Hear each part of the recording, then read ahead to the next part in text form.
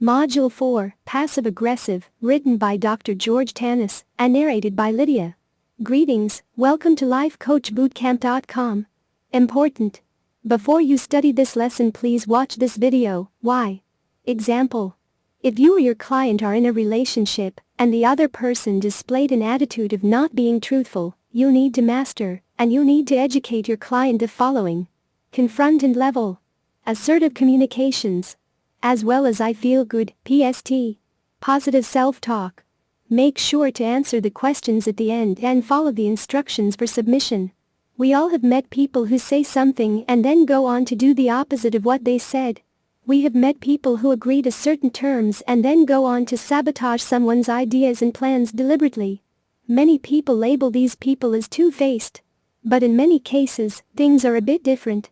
Agreeing to something and then engaging in opposite actions is a common trait of passive-aggressive communicators.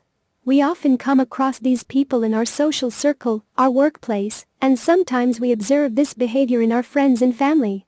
So why do people engage in such behavior? Why do they agree to things they are not clearly comfortable with?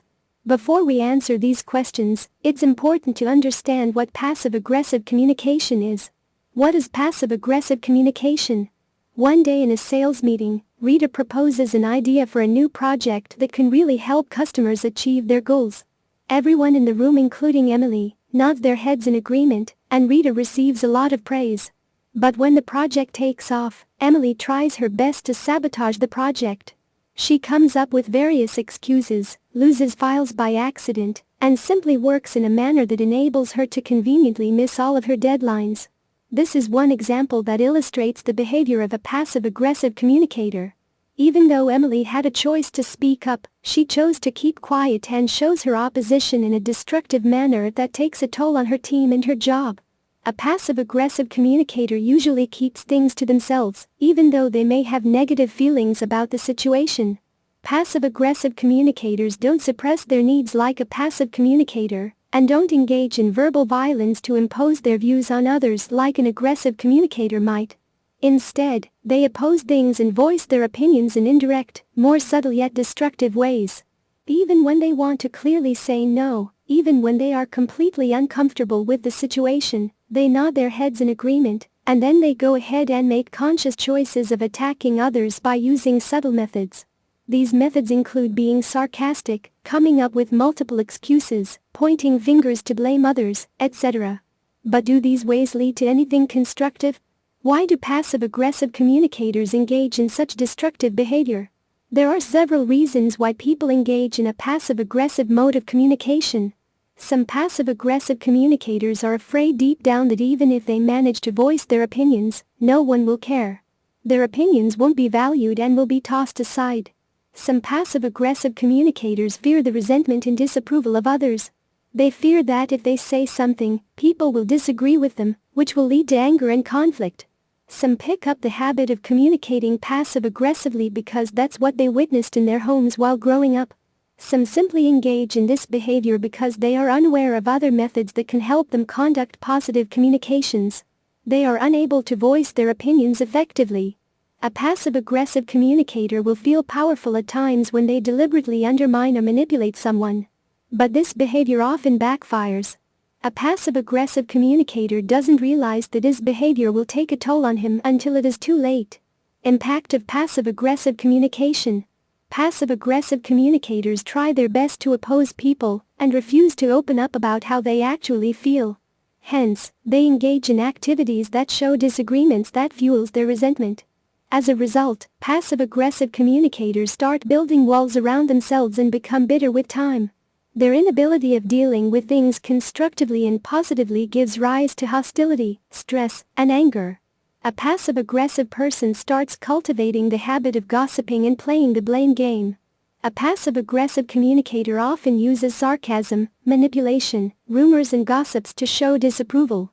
When people confront a passive-aggressive communicator, they simply deny the existence of any problem and pretend that everything is fine.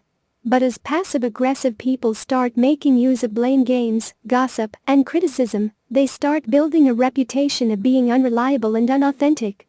If someone talks behind someone's back, spreads rumors, and uses gossips as a weapon just to make someone feel inferior, chances are, they do the same with everyone. Hence people stop trusting passive-aggressive people, and the passive-aggressive communicators end up alienating themselves. The passive-aggressive communicator often feels frustrated with himself as he fails to express his thoughts, desires, emotions, and needs. As he fails to address situations constructively, he often feels upset and annoyed with himself as well as the people around him. Imagine shutting yourself down repeatedly every day, and then finding escape by using all sorts of destructive habits. Sounds exhausting, doesn't it? If passive-aggressive communication has so many negative impacts on a person's life, wouldn't it be better to change this mode of communication? Avoiding passive-aggressive communication. A few simple steps can help you break free from the tiring cycle of passive-aggressive communication. And we won't lie to you, it will be difficult at first. You might encounter some uncomfortable situations, but taking steps in a positive direction will be worth it. Feel your emotions. Many spiritual gurus and motivational speakers have labeled certain emotions as bad emotions. These are anger, envy, fear, etc. As a result, many people keep things inside, they suppress their emotions and feelings. But are these emotions really so bad? When you get hurt physically, pain lets you know that something is wrong with your body. Similarly, when you get hurt emotionally, these emotions tell you that something is wrong. There is nothing wrong with feeling angry or envy or fear, as long as you find a right and constructive outlet. It's okay to be angry, to feel jealous or to be afraid. Feel your emotions and find a positive outlet. Find solutions. Don't use your emotions to hurt someone by using destructive means. Keep an open mind. While having a conversation, keeping an open mind helps you be prepared for numerous possibilities. It helps you accept diverse opinions and helps you project your ideas more effectively. Ask yourself questions. What will happen if I confront someone about something I don't feel good about? How bad can it get? Answering these simple questions can provide you the courage to make positive conversations and find solutions. Eyes on the prize. Give yourself clear goals. Remind yourself why you are trying to change your behavior and what's in it for you. Remind yourself that you don't want to indulge in the blame game, you don't want to sabotage your coworkers' ideas, you don't want to spread rumors, but you want to focus on something more productive and positive. Say no. Next time you see your friends criticizing someone or gossiping, remember you have a choice to either stay and engage or leave. Say no to passive-aggressive behavior. The more you stay away, the more you'll improve. So how has quitting passive-aggressive communication changed your life? What measures did you take and what was your experience? The essay. Please write an essay, up to 2 pages, about a past experience you or someone you know had during your passive-aggressive attitude. Tell us in detail, who, what, when, where, why, to whom, the place of what you did, the outcome. And tell us in detail how you could have changed that behavior from what you learned today, so the outcome would have been better.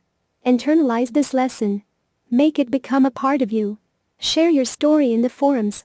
Our advice is for you to practice not being a passive-aggressive communicator, but an assertive communicator for at least a week. Tell others around you to point out any time in which you didn't. Have them hold you accountable. Visit the forum and do a confession. What is a confession? A confession is when you've displayed a wrong behavior and were held accountable by one of your family members, peers, or even yourself. Visit the forum and tell us about it. We will give you feedback. Make sure to watch the video about confession for more details. Furthermore, become a member of the forum and give feedback to others. Read the article? Time to introspect. Have you ever been in a relationship with a passive-aggressive communicator? How was your experience? What challenges did you face? Do you also find yourself saying yes to things you are not comfortable with? Do you deal with the situation aggressively later? Why? Do you think passive-aggressive communication makes situations difficult? How? Do you also find yourself gossiping or putting blame on other people? Why do you think you do that? What steps are you planning to take to ditch the habit of communicating in passive-aggressive manner? There is no way any relationship will survive without having the qualities mentioned above. Make sure to read each article carefully at least 3 times. Print your workbook and answer all questions. Once you have completed this entire journey, You will be issued a life coach certificate so long as you've been a member of the forums. Also, follow the instruction for sharing your story in our forums, as well as participating in our forums, especially our unique confessions forum, so you may gain practice, knowledge, experience, and expertise. I am thankful that you have given me this opportunity to share all of this with you. May God bless you and bring prosperity and peace into your life.